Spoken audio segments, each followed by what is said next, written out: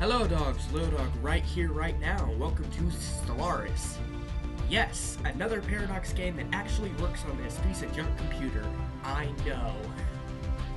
Now, the reason I stopped doing City Skylines is because, well, I've been having trouble keeping it recording. My recording would keep going off in the middle, halfway, and I just could not keep recording that series. But I feel confident I can get through this. Mostly because it's been running well on this computer. The game's gonna run fairly slowly once we start exploring, once we start discovering everybody, and once the galaxy starts getting taken up, but this game works.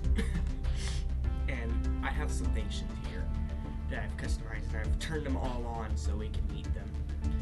Sora Pact is based on Fruit Bat Fact, or Orange Juice's Sora and Siguri-verse. Basically, the Titanic Empire is actually from a little side series I do on Wattpad called The World of Rashaga, which goes over a fictional world known as Rashaga, and the Titanic Empire is from that. Then we have the Lildawgian Empire. This is the empire I'm going to be playing with in this game, and basically I've played several games with this empire, and I built this nation exactly to how I want to play it. Excuse me, I'm eating pizza rolls. So, we are a martial empire, or imperial, which means upon death the designated successor becomes the ruler. We have a warrior culture, which replaces entertainers with duelist jobs, and duelist turns alloy into unity. And naval capacity. And we have plus 20% army damage. The naval capacity is pretty good too, but I want the army damage. Efficient bureaucracy. I took this because I wanted the extra administrative capacity. We have authoritarian. We cannot choose democratic government forms.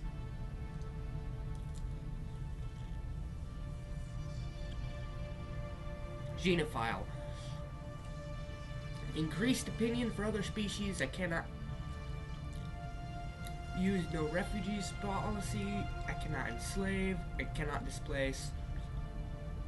I actually can still enslave because authoritarian actually overrides that. So,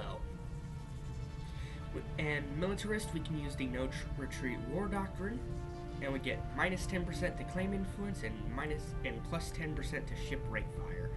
Oh yeah, and then trade value, available envoys. I wanted the extra envoy. So, we could probably go into edit here and look more deeply into our nation and stuff. I went for the post-apocalyptic origin. Baptized by nuclear fire, the civilization has faced total annihilation and survived. Devastated yet unbroken, they have built the civilization from the ashes of the old world. Basically, my world's a tomb world. And I get an extra trait called Survivor, which puts plus 70% habitability on tomb worlds, so I can colonize tomb worlds relatively easily. But I have an extra thing here. We're going to go to our traits. We have Docile, Empire Sprawl from Pops, minus 10%. Slow Breeders, we have less population growth. Slow Learners, less leader experience gain. And in Solitary, we use more population houseage usage. But that was to get extremely adaptable. We now have a plus 20% bonus to habitability. So not only do I have a plus 70% for tomb worlds, but I get a plus 20% on all worlds. So that means when I discover a tomb world, it's going to have a 90% habitability rate. That is really good. And then tropical worlds, which is my species preference. I don't know if it shows it. My species prefers tropical worlds, but Basically, when we discover tropical worlds, those are going to be 100% habitability. But the 20% goes to all worlds, not just one specific world. So that's going to be relatively simple. Now, I got this game on sale and I managed to grab several DLCs in the process.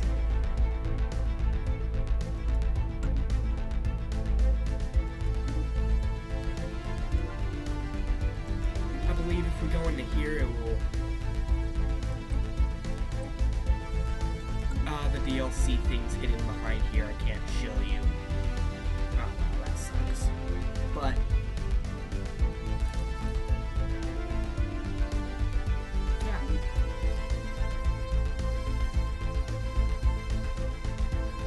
I was playing a huge game earlier.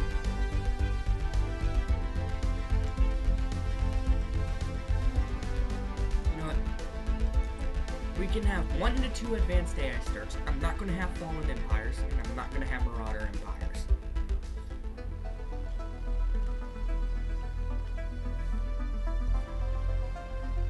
And I'm going to play on Iron Man mode.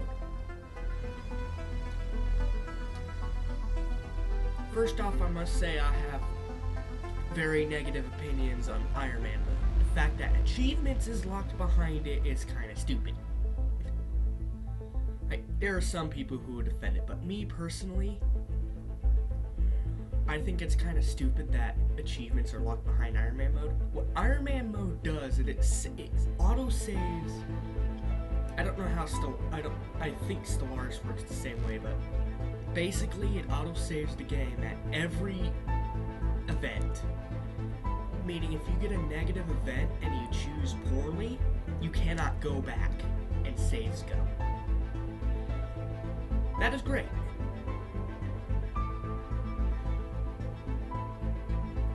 My whole issue is the fact that it blocks achievements. For certain achievements, I can understand why, but for some of the easier achievements, like colonizing the world, that's not relatively hard. That's not a relatively hard achievement to get. Colonizing a world, really? You're gonna lock that behind Iron Man mode? But yeah.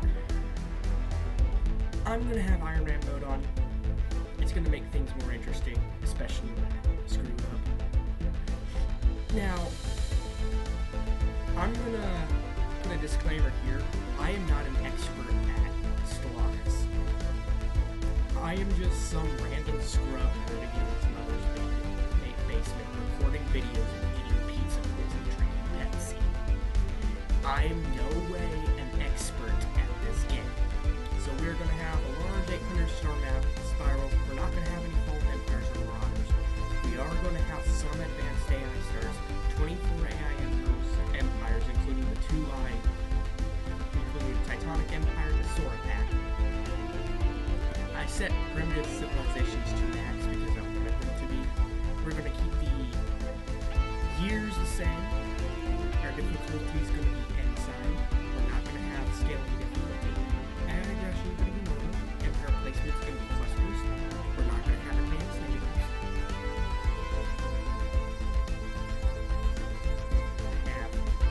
Regular hyperlane density, abandoned gateways, world pairs, guaranteed habitable worlds is set at 2. We're going to have Carveniers, Genocompatibility, and Iron Man mode. Okay. So here we go.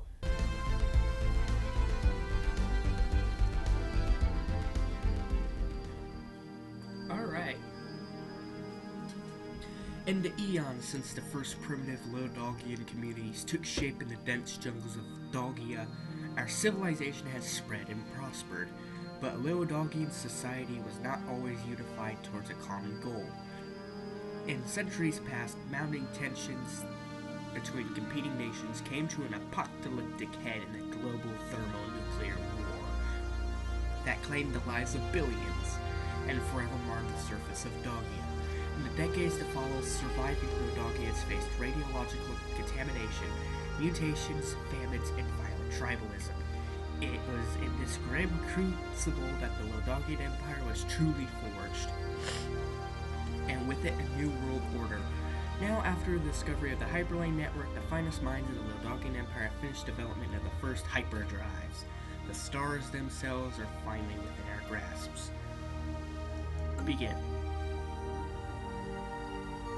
So, I'm gonna try and name off all of the DLCs I have. I know for a fact I do not have Megacorp. Mostly because... So that probably means corporations probably aren't going to appear in this playthrough. I do have Federations, however. And I have Apocalypse, I have Synthetic Dawn. Well, you guys are probably going to be able to name off the DLCs as I play through, but... So this is our little portion of the galaxy. There are 800 stars here that we can all colonize. This feels a lot like my first game. This seems like a similar position to where I was previously. But oh well.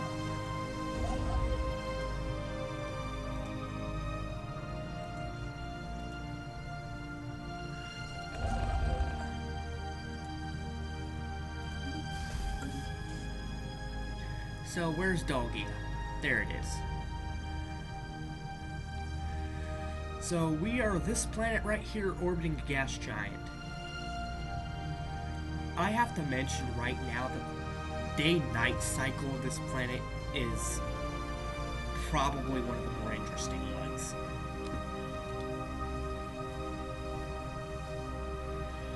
And as you can see, I went for the Roman Empire naming system.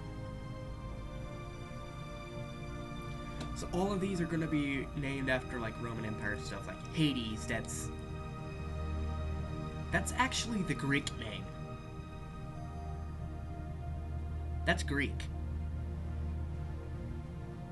Oh well. The Roman Empire and the Greek Empire both worship the same gods, they're just named differently. Think about that, that is weird. But, okay. I'm gonna go ahead, go for physics researchers, quantum theory. I like this, planetary unification, monthly unity +2. And then, minerals from jobs, cool. Alright, so that does it for our technology. Now we need to grab our science ship. We need to go out and explore.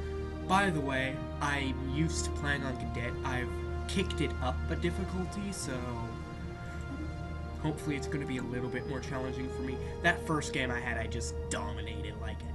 I figured out how to pick everything up. I picked everything up relatively well and stuff, but this game's going to run probably relatively fast at first.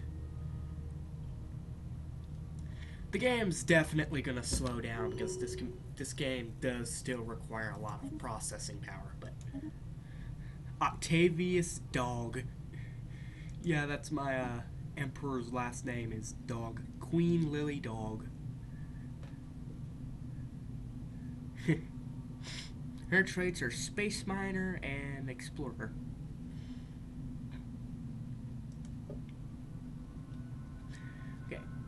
So our preference is tropical world. Tropical habitability is going to be up to 10%. Or up to 100%, I'm sorry. Continental habitability is going to be up to 80. Ocean up to 80. And then everything else is going to be up to 40. And then Tomb Worlds is going to be up to 90%. So we can colonize Tomb Worlds relatively easily without much worry. So, let's look at our policies.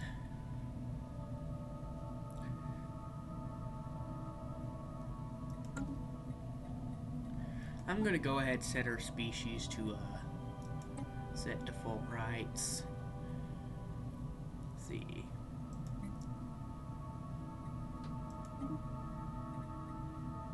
Yes, full citizenship, living standard stratified. They can have. I'm going to be relatively open to other species.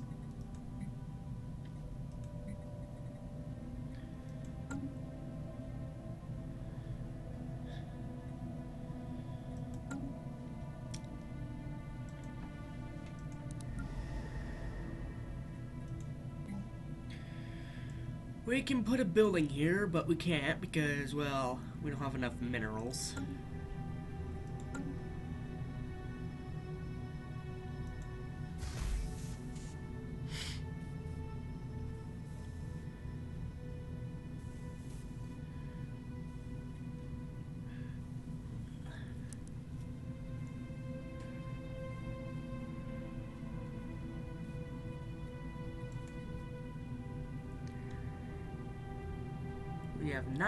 We didn't discover a planet there. That sucks. Let's go ahead. Oh. Game saving. Yeah. It's gonna save a lot because we're on Iron Man mode. So yeah.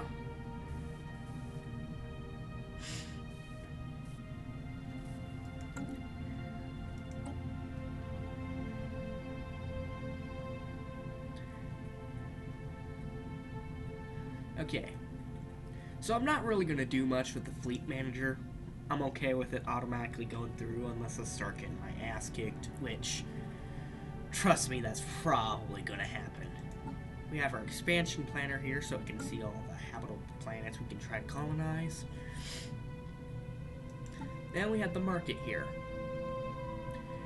I'm going for a strategy that I've seen on YouTube, where I focus on minerals first, energy second, food third. Construction complete. Okay. Mining station around Hades is finished. Let's go ahead. Look around. Let's go ahead. Actually, any research I can do?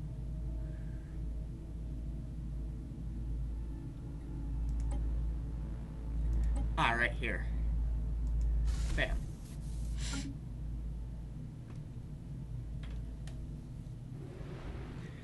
Now, 2 games in a row I've had like a cultist. I had to fight a cult twice in a row. So I'm wondering if it's gonna happen again.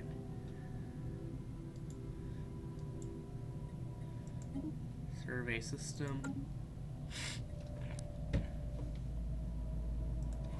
Okay. I'm going to have you be busy for a little while. Survey system. Survey system. Survey system. Survey system. Survey system. Survey system. Survey system. I'm actually in a pretty decent spot. I can create multiple little choke points here.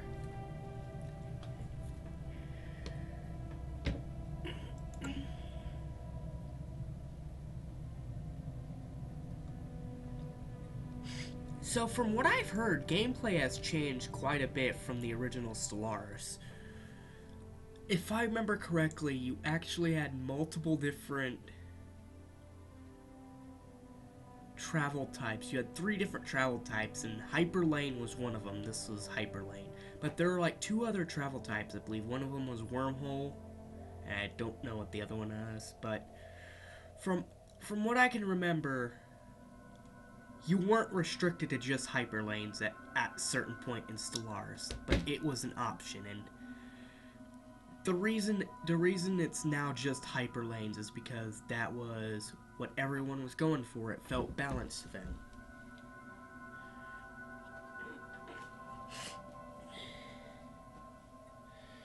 I have to be honest, the hyperlanes are a little annoying. Oh, we got two worlds here. Cool.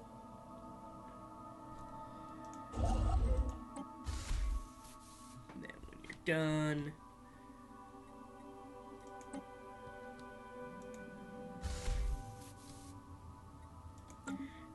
with that, go over here and build that.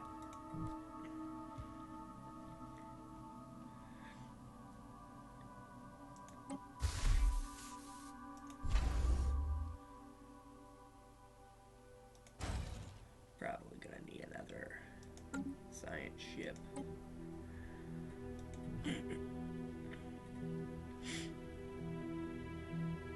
Okay.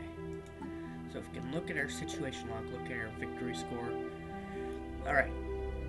So January 1st, 2500 is when the game ends. I'm probably not gonna go that far. But just know that if we ever do get that far, that's when the game ends. So, yeah.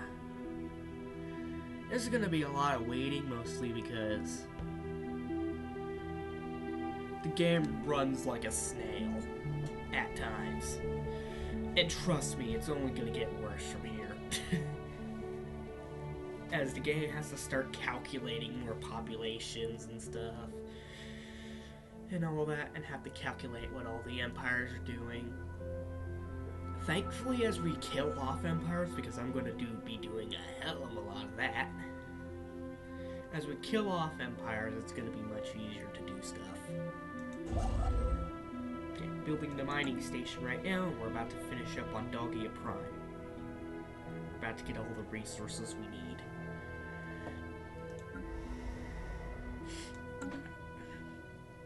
Minerals are what we're really looking for here.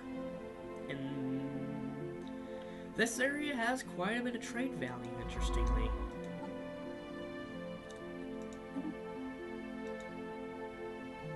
We do not have enough energy to hire a scientist. Fine. Looks like we're waiting.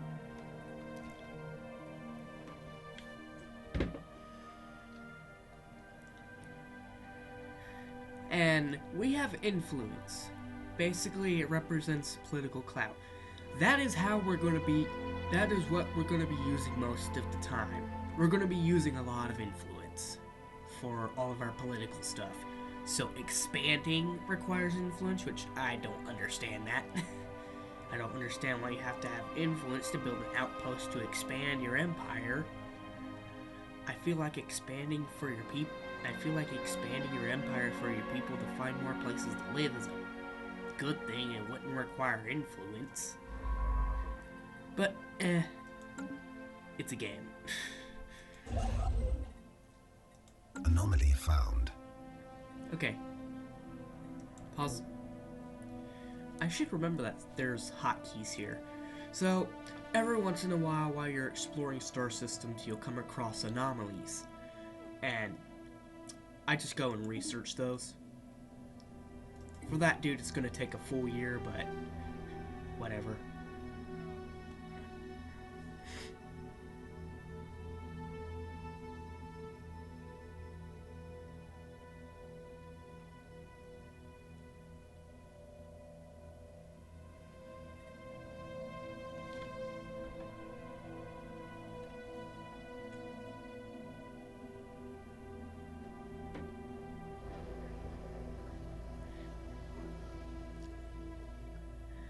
The Lildawgian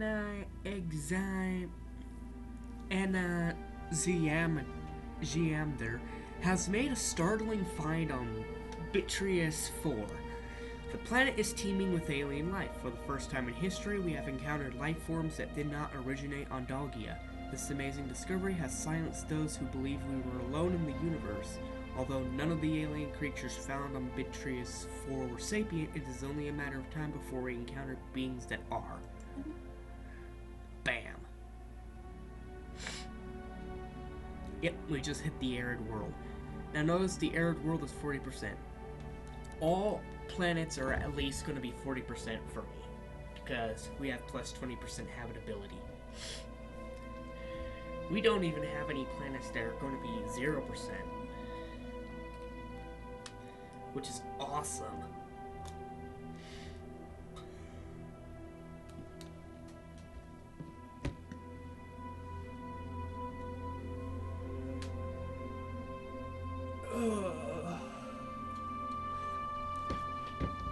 Tropical worlds are definitely what we're looking for here.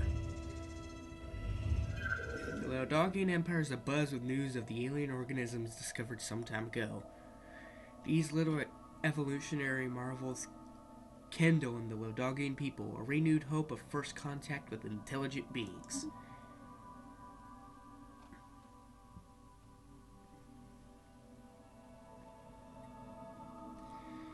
Yeah, then we're gonna destroy them and incorporate all their people into our empire because we are xenophiles.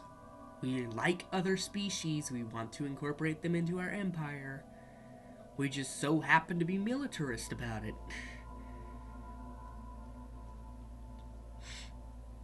Oh yeah, my leader will live for another 10 years because... guess that's what happens when you survive a nuclear war. So, at some point we're going to encounter the Titanic Empire, which is... complete. Okay. We don't really have anything for this spaceship to do. Let's go ahead, finally recruit a scientist.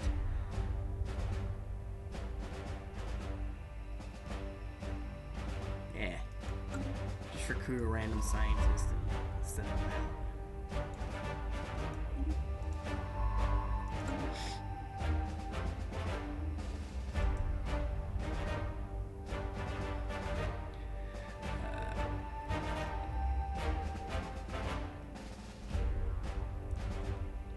Yeah, this is the first place I want to set up an outpost in.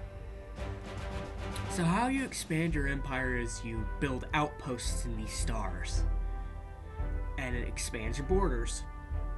Another way to expand borders is not going to happen too much later in the game, but you can also conquer people. Surprise, surprise, in a 4X strategy game, you can conquer people.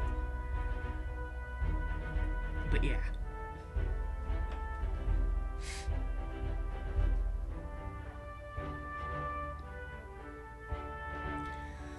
Now, my first ever game of Stellaris, the Lildawgian Empire was set up very differently. Like, I started with a continental world instead of tropical, and I actually started with prosperous unification instead of post-apocalyptic. And I even changed up my civics, and my ethnics used to be, I used to be a fanatic militarist and authoritarian. But I leveled down my militarist to grab a level of genophile. And then I went for post-apocalyptic. I changed up my civics to warrior culture and efficient bureaucracy.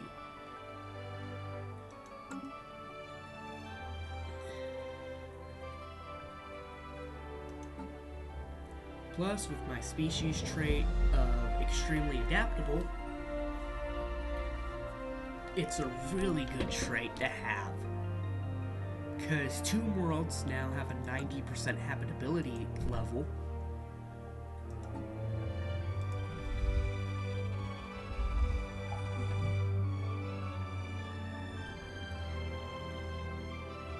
Okay, our first stumbling steps into the void beyond Dogia were not motivated solely by curiosity or a desire to conquer the unknown or leave a mark on the galaxy.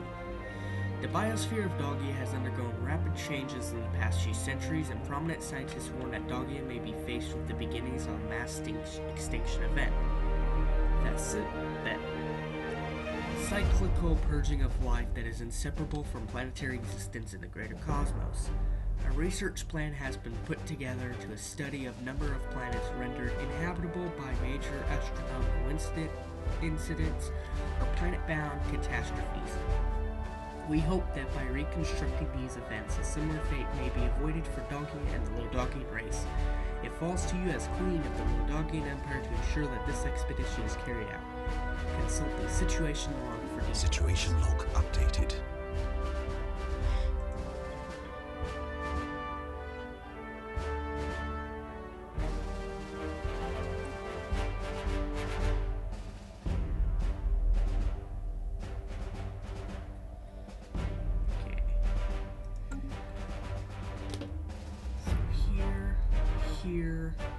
Here, and here.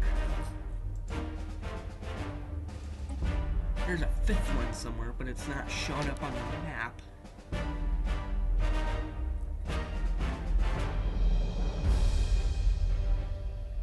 I'm gonna go for this world first, once we, survey. You know, this first is gonna take a bit because it takes almost a year for this one.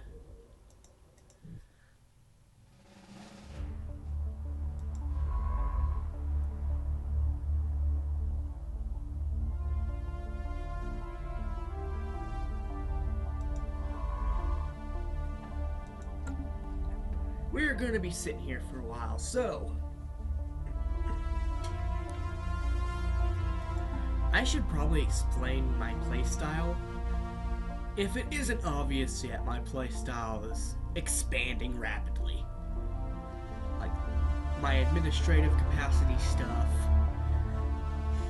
my entire post-apocalyptic thing mixed with, my extremely adaptable.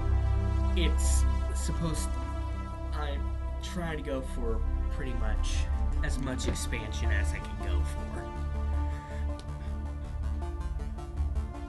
2 worlds and tropical worlds are the best places I can be in.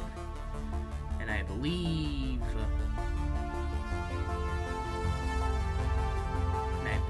maybe ocean worlds? Continental and ocean worlds, yeah, okay. And then other planets have a 40% habitability rate. So yeah.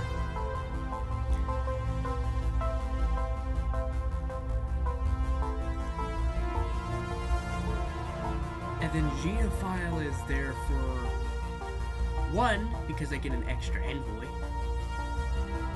But 2, it's gonna be much easier for me to incorporate other species. And make peace with other species, because my first game, legit, everyone was either extremely aggressive or xenophobic. And I fought a lot of wars. To the point that by mid-game, I was already in the lead by a long shot. And I stopped somewhere beyond mid-game. The mid-game crisis was about the fire. I probably could have handled the mid-game crisis fairly well, but yeah, so I should probably mention what crises are.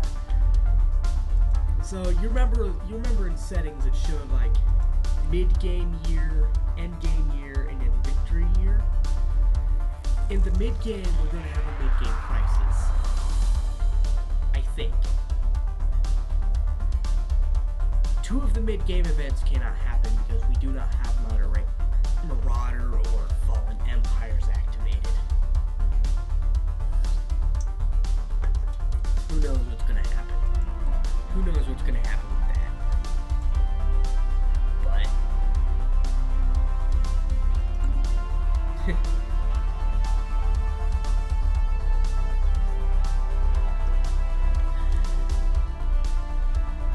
I don't know all of the mid-game crises. A crisis, basically, a nation's trying to conquer the galaxy, and the galaxy has to work together to stop it.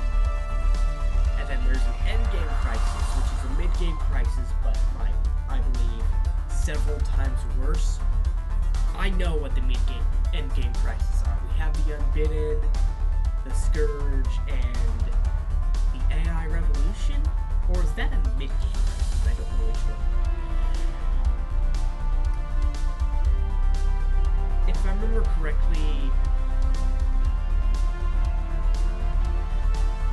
correctly, the mid-game crisis is not guaranteed, but the end-game crisis is guaranteed. We are going to have an end-game crisis at some point. And I don't know if I'm going to be ready for that. There is clear evidence that a massive space battle took place in close orbit of Hydrobius 5A at some point in the last 5,000 years. The surface on one side of the moon is pockmarked with craters from the stray weapon blast, and scans from Lildawgian Silvius have picked up several hulks from the ground. Though these wrecked ships are all in very poor condition, the fact that anything remained at all after the damage they must have sustained is a testament to their advanced design. Scientist Officer I'm Lildawg is preparing an expedition to sift through these derelict hulls for any valuable technology. Situation log updated. Yeah, we're gonna need a science ship for that. But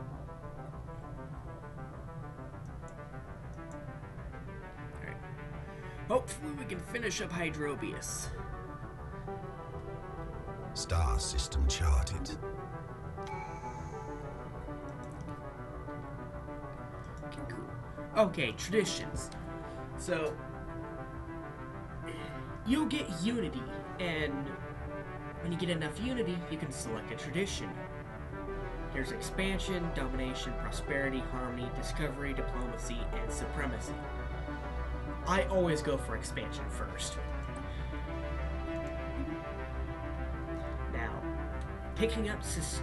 Just picking up expansion alone at the start gives me plus 25% colony development speed. And then as we go down, we can get colonization fever, which gives an extra colonist. We can get a new life, which pop growth speed is increased by 10%, which that is going to cancel out my slow breeders trait. So that is definitely a good tradition to pick up. This will cancel out my slow breeders negative trait. Then we can get Return to Stars, Starbase Influence reduced by 10%. This is going to be a good one to pick up as well. Pretty much everything in expansion is going to be good for me to pick up because I'm going for an expansionist playstyle. Now, build a Starbase outpost. Let's expand our borders for the first time in the game.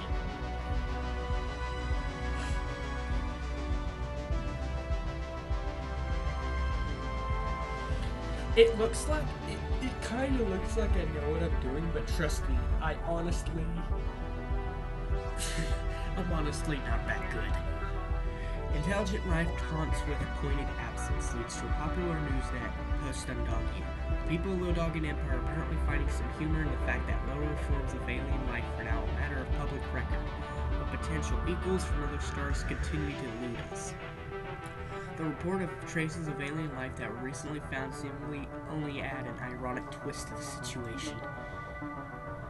So basically, my people thinking maybe we're the only sentient life in the galaxy. Trust me, we're not. There are 24 other civilizations out there, 3 of which I created myself, including us. So now my construction ship is going out to make an outpost.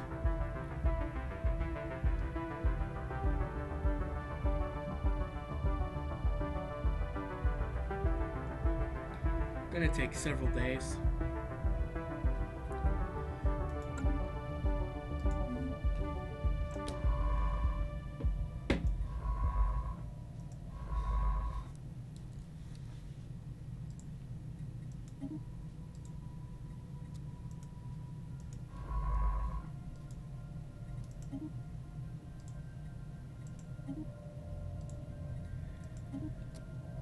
If you're wondering how I'm doing multiple orders, I'm holding down shift while I right click and it'll do multiple orders at once for you. We should probably get a colony ship set up, shouldn't we? That's gonna take 200 food and 200 alloys, which we don't have enough of. Probably because our duelists are... One of the planets orbiting the star bears the still open wounds of some past calamity. Its surface is a rolling sea of half-melted minerals boiling into a superheated atmosphere, but Lildawgian astronomers claim that it may have once supported life. A special project has been issued to study Situation log updated.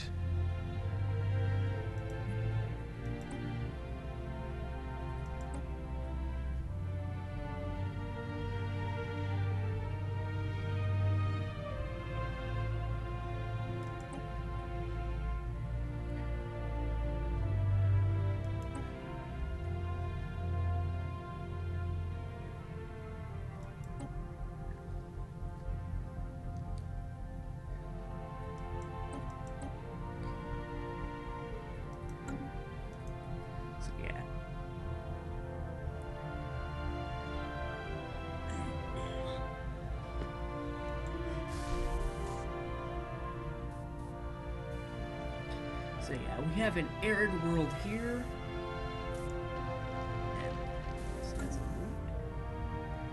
And then we have our tropical world here. 100% habitability. Perfect for my species.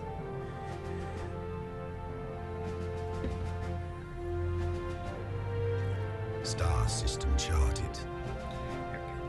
Now, I actually want you to research this special project here before you do anything else. When you're done, let's survey this system. Survey this system. Alright.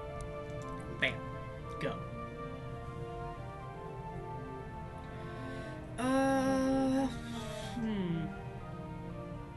Anomaly found. Another anomaly. A cursory scan of the planet's surface reveals a weak signal pulsating in the darkness of space.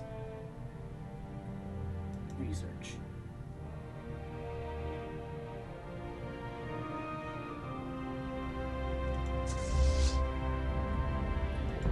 Let's go ahead and try and get an animal. Unyielding.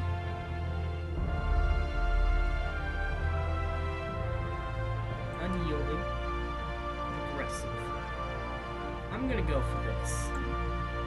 Because I do not want the negative effects. Alright. Well.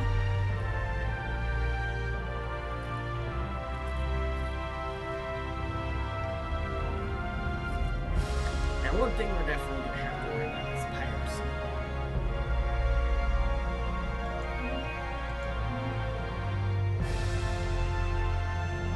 I am probably going to have my main force patrol my entire empire for piracy and stuff. I have not figured out the whole deal with piracy yet. I may have to look up strategy guides on how to deal with piracy, but when we start getting trade routes, piracy is going to be a massive issue.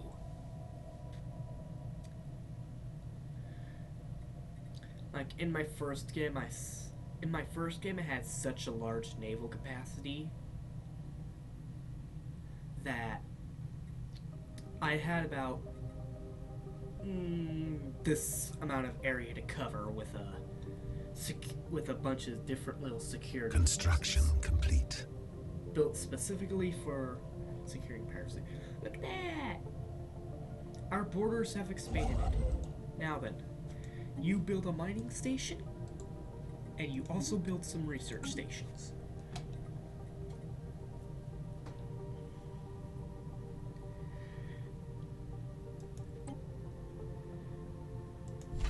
And we're ready for a colony. That's gonna take about a whole year to build up the colony ship, but And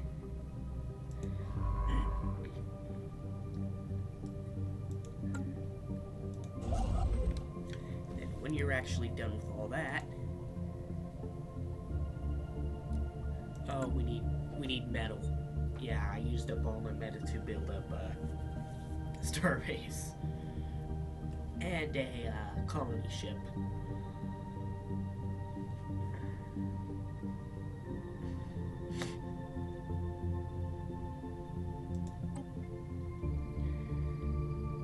Speaking of Lildawgia, we need alloys, right? Well, let's get an alloy foundry.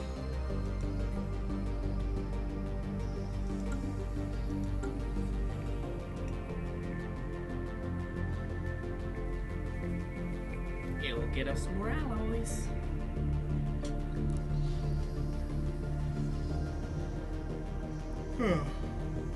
Alright.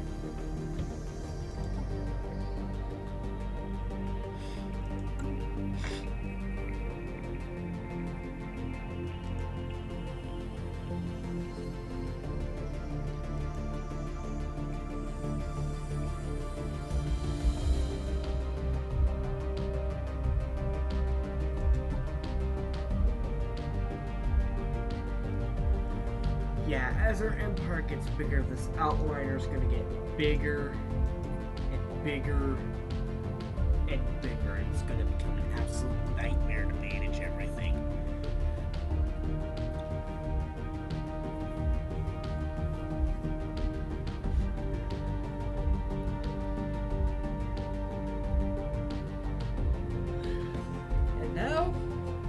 We just sit back and wait on everything.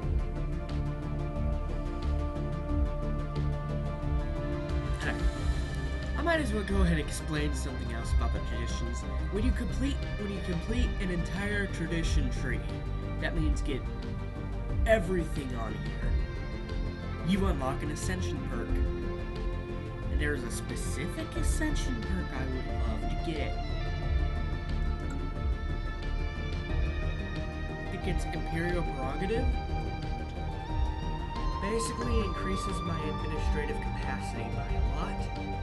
It increases my naval capacity by a lot.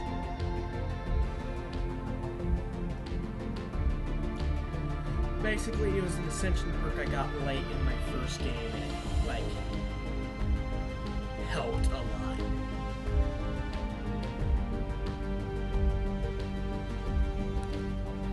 Now, you may be seeing where Docile comes in, by the way. Docile, Empire Sprawl from Props, minus 10%. Empire Sprawl has been my biggest issue in my first game. Like, legit, it was an absolute nightmare to deal with. So yeah. Special project complete. Excellent.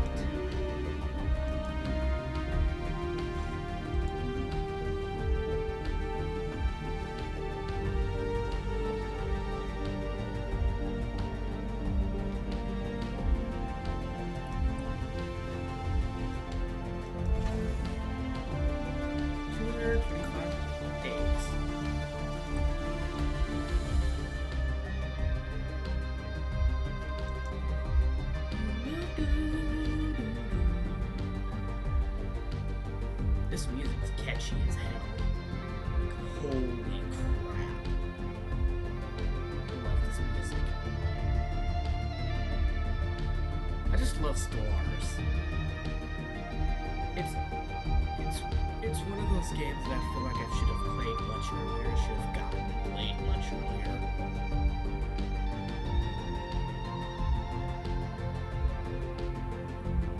Like, normally, okay, on my channel, you see I don't do a whole lot of 4X strategy games. We have Age of History, but I don't really consider that a 4X strategy game. It's just a strategy game, in my opinion.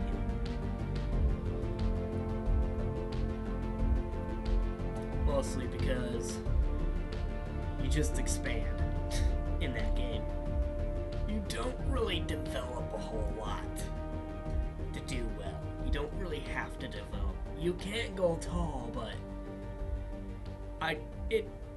to me, it doesn't really follow the 4X's as well as some other games do. This game follows the 4X's extremely well. If you don't know, it's explore, Construction exploit, complete. expand, and exterminate. Yeah. Now, this is we're lacking free metal. Gotta wait till the end of the year, or end of the month, before I can build a freaking starbase. Here we go.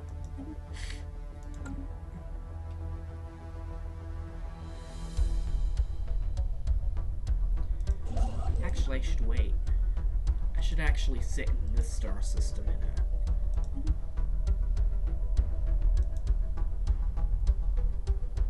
How long until you're done here?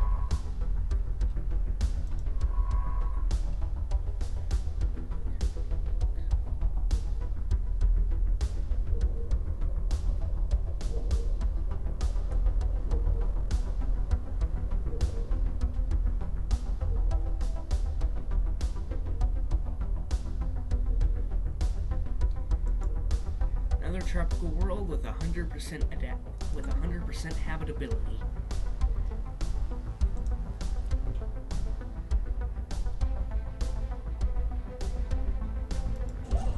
Star system charted.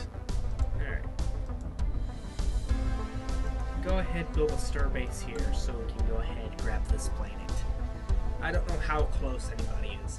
For all I know, everyone could be on this side of the galaxy, and I'm literally all alone over here. That's actually happened in one of my little test games, where everyone just spawned on the other side of the galaxy. That can happen. And that actually sucks. Because imagine first contact with aliens, it's like, are we the only ones? Are we the only ones over here?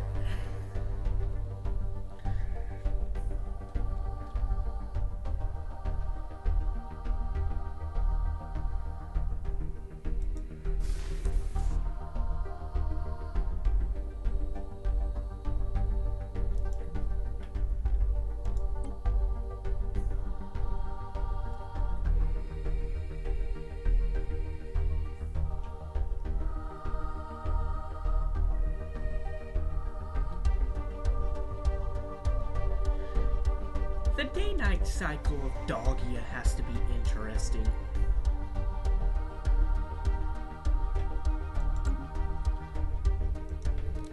Like, I imagine, like, they probably have a whole calendar based on when you're gonna go behind the gas giant for, like, maybe a few days.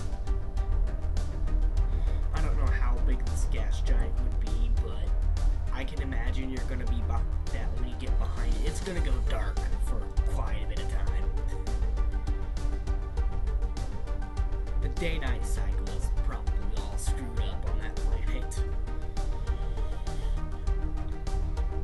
And remember, it wasn't always a tube world that had water at some point because it was a tropical world. Imagine the freaking tides of that freaking planet. The tides are gonna be god awful.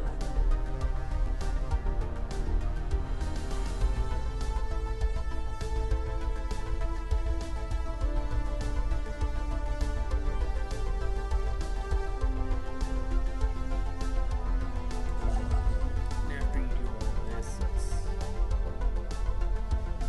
I gotta wait till you actually get the starbase finished. How's my colony ship doing? It'll be out relatively soon. Cool.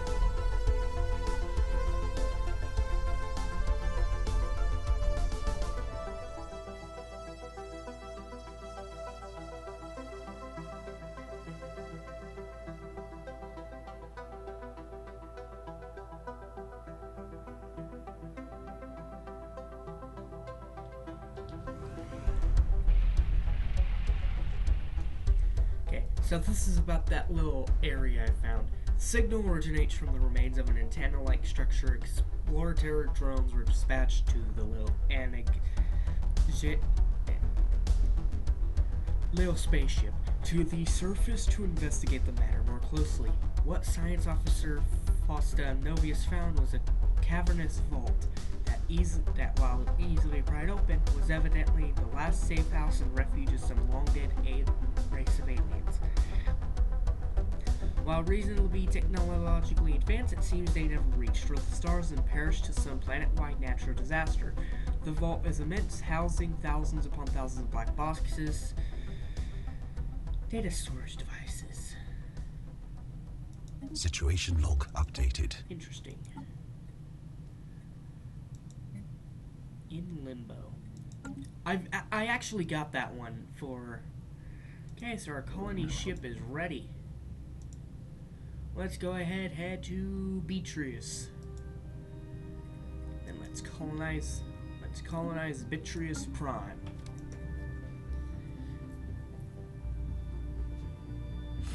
I'm probably gonna have to get another colony ship set up for our other tropical world.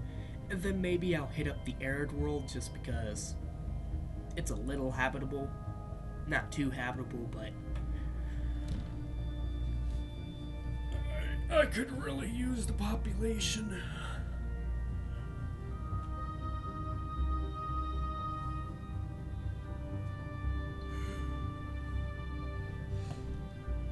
And at some point we're probably going to incorporate a species that does like arid worlds, and we'll be like, hey, we have this arid world in our star system of Beatrice we would like to send you to.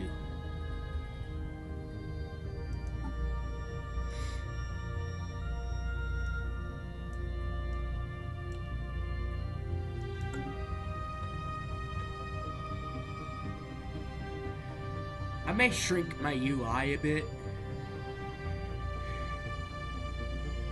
just because I have to go into window mode for recording, mostly because, well,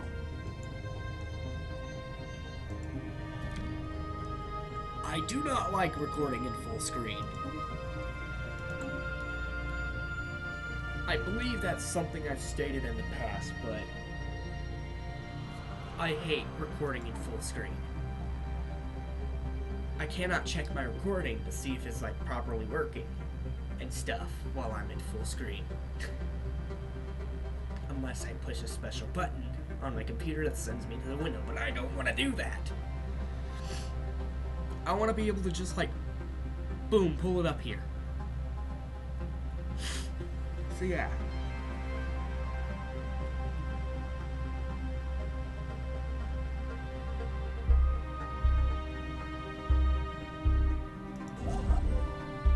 Well, after you're done building your research station, go ahead, put a starbase here.